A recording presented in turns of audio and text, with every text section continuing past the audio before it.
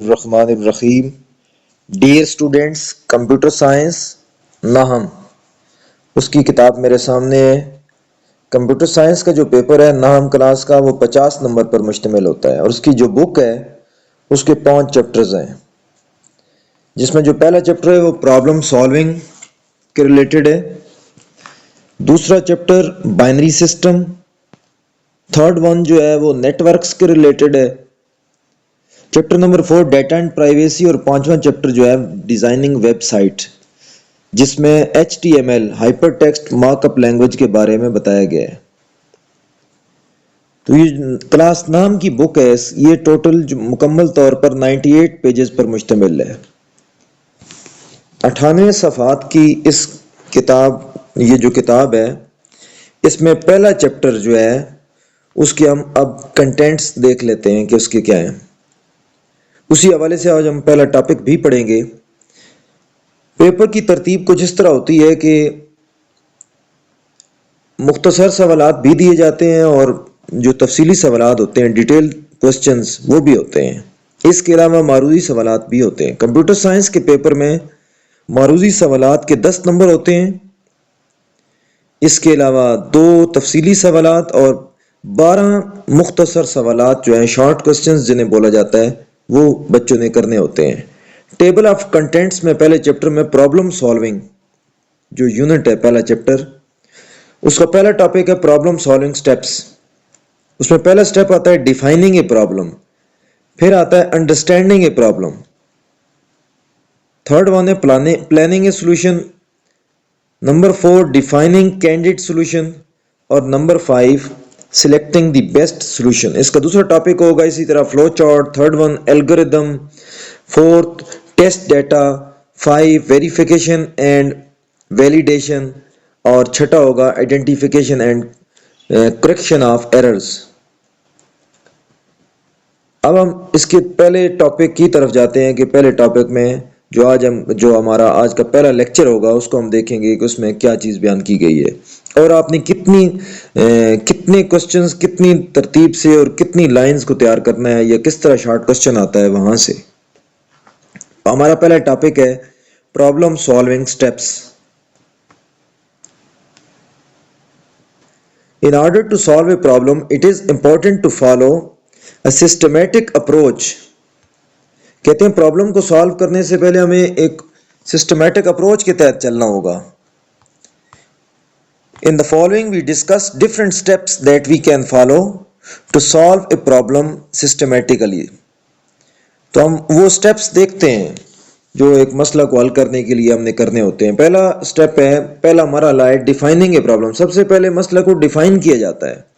A well defined problem is the one that does not contain ambiguities. All the conditions are clearly specified and it has a clear goal. It is easy to understand and solve. کہتے ہیں کہ well defined problem وہ ہوتا ہے جس میں کوئی غیر واضح بات نہیں ہوتی، ایمبیگوٹی نہیں ہوتی، اور جو تمام کنڈیشنز ہوتی ہیں وہ واضح ہوتی ہیں، کلیئر ہوتی ہیں، اس کا گول بھی جو ہوتا ہے وہ کلیئر ہوتا ہے. Given a problem statement, first we need to see whether the problem is defined well or not. سب سے پہلے دیکھنا ہے کہ پرابلم اچھے طریقے سے پرابلم کو ڈیفائن کیا گیا ہے یا نہیں کیا گیا. If the problem is not defined well, then we can use one of the following strategies to define the problem.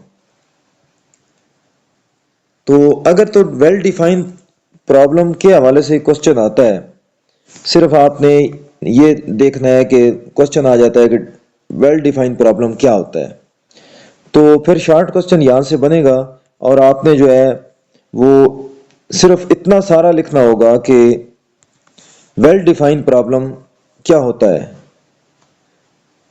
تو ویل ڈیفائن پرابلم میں پھر آپ سٹارٹ سے یہ well defined problem is the one that does not contain ambiguities یہاں تک لکھیں گے،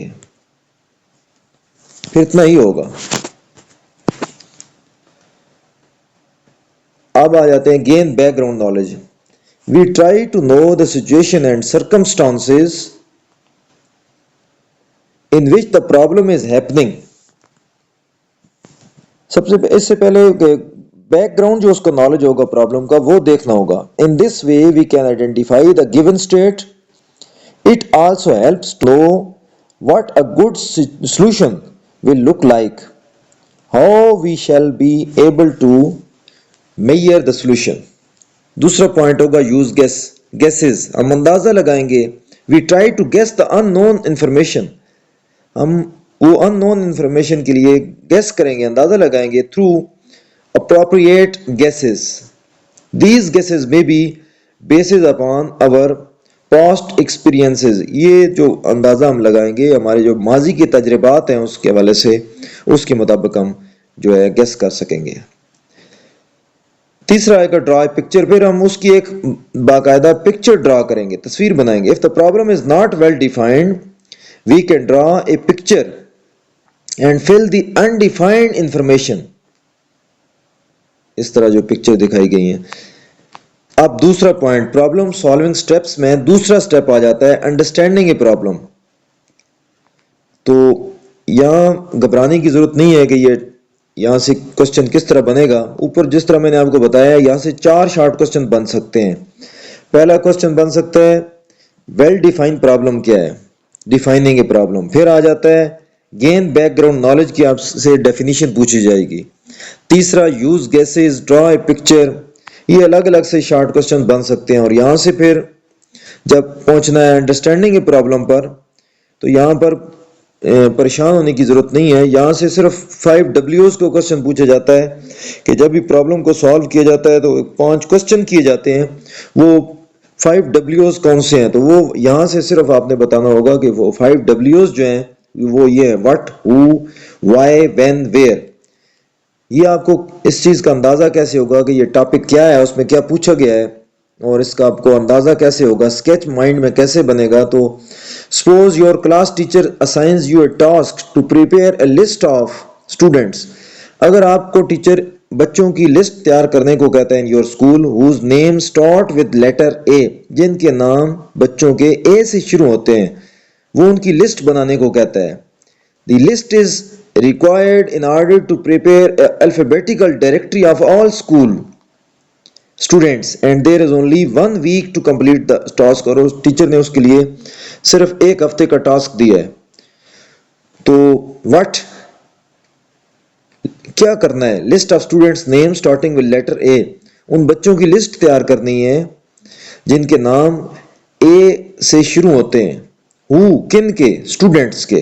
why کیوں تیار کرنی ہے list, to prepare the directory of the students, چونکہ ہم نے اسٹوڈنٹس کی ڈائریکٹری تیار کرنی ہے.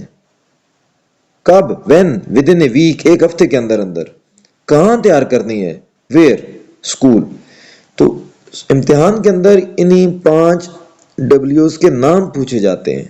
زیادہ ڈیٹیل میں جانے کی ضرورت نہیں ہے, آپ کو اندازہ ہو گیا ہوگا کہ اس ٹاپک میں کیا ہے. تو آج کا ہمارا ٹاپک جو ہے وہ پرابلم سالونگ جو سٹیپس ہیں اس کے پہلے 2 جو پوائنٹ تھے انہی پر تھا. امید ہے کہ آپ کو یہ لیکچر سمجھ آ گیا ہوگا.